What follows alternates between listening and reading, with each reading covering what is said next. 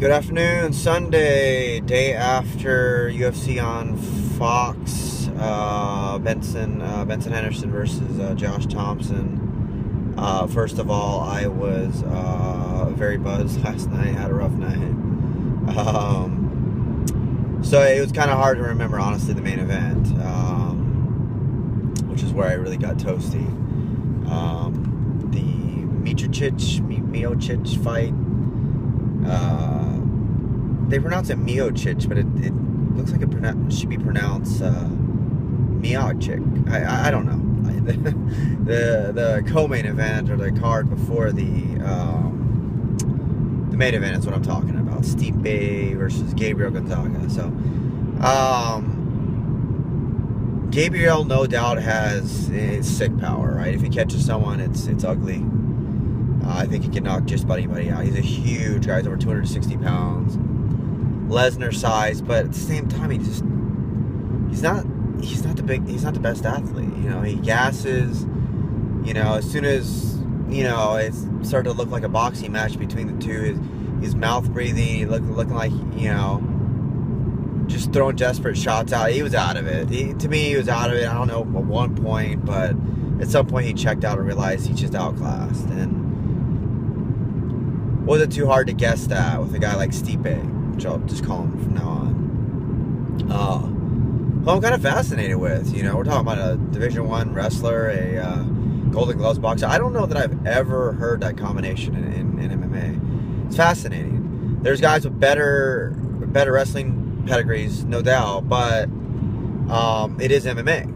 You know, this is something that I've thought about, or, you know, I would say most people think about, you know, as in the evolution of the sport.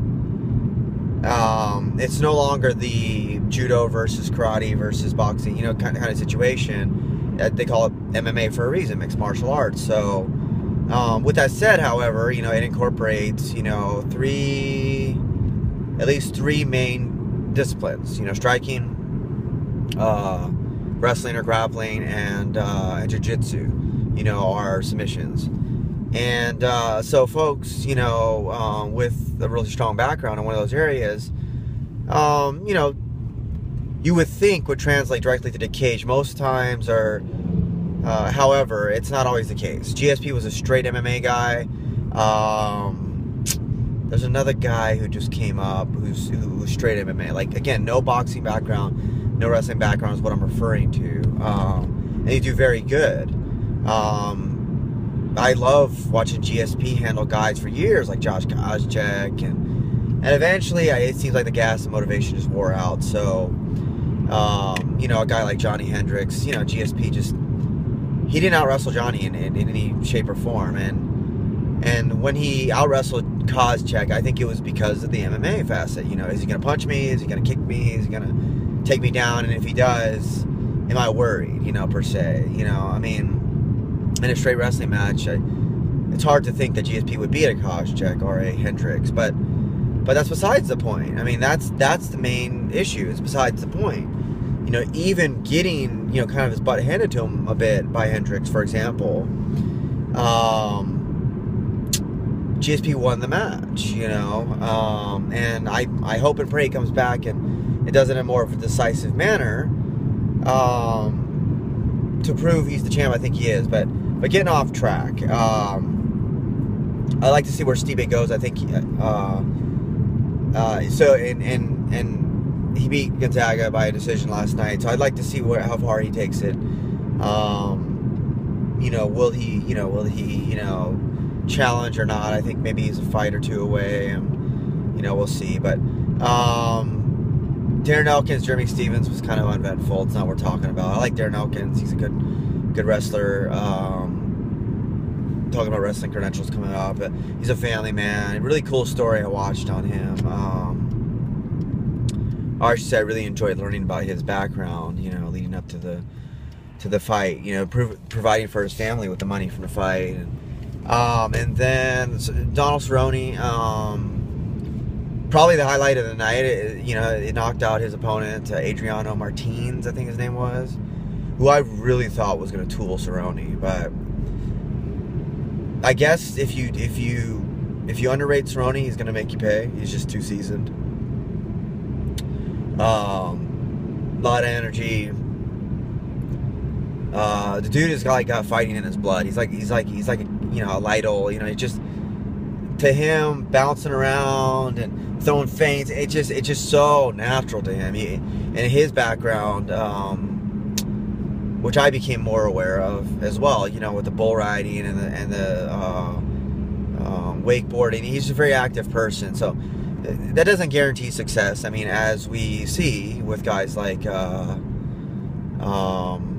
Pettis and Nate Diaz, who made him look silly, but then Donald will turn around and make people look silly, other people. So I love the parity in the sport. So he knocked out his opponent, Adriano, with a head kick that, to me, if you want to talk about this card forever and ever, it'll always start with that highlight of that head kick. But in any case, with Donald, you just don't know. Is he gonna do something with it? He's lost to the top guys, so I don't see it happening. But he'll continue to fight. He earned himself some more money, another fight or more. Some guys get just win or lose, get invited back over and over. We're talking about like Chris Lieben, because they'll just win one out of the blue, even though they'll never be the top, dogs. But main event, 5-round decision. Benson Henderson pulled it out. I believe it was a split. Yeah, I'm pretty sure it was a split. I kind of wanted to see Thompson win because I wanted to see him. He's a guy who hasn't fought Pettis. And despite what you think about Benson, someone actually called him, I think it was Thompson, that he was like the GSP to lightweight division. I really like the analogy. He does what he has to win. He's athletic enough. He's a good enough wrestler. And that's kind of what happened.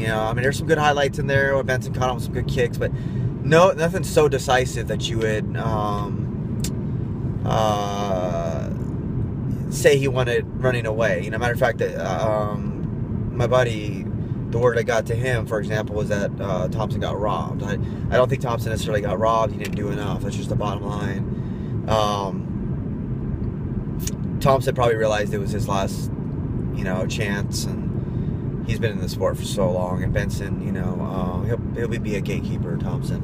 And Benson, establishes himself, on another run with this win. But people have asked Benson if they think Pettis has got his number, and that's exactly kind of what I think is going on. So that'll mentally take it out of you. It's happened to the best of the best guys like Chuck, kind of ended their career, and we could possibly see that happen to Benson unless he's able to drop down or move up or something. Pettis vacates, even when that happens, fighters always have it in the back of their mind, am I a fake champ, So we'll see. It wasn't that exciting of a fight. Thompson was looking old, I'll just be honest. He looks great. He's lean and trim, but dude's balding, and he's had his chance. I mean, he talked a big game, but he'll probably do a lot of gatekeeping and a lot of knowledge he'll probably share with other fighters. But yeah, so it wasn't that great of a card. That's pretty much all I got to say on the matter. I wanted to share that.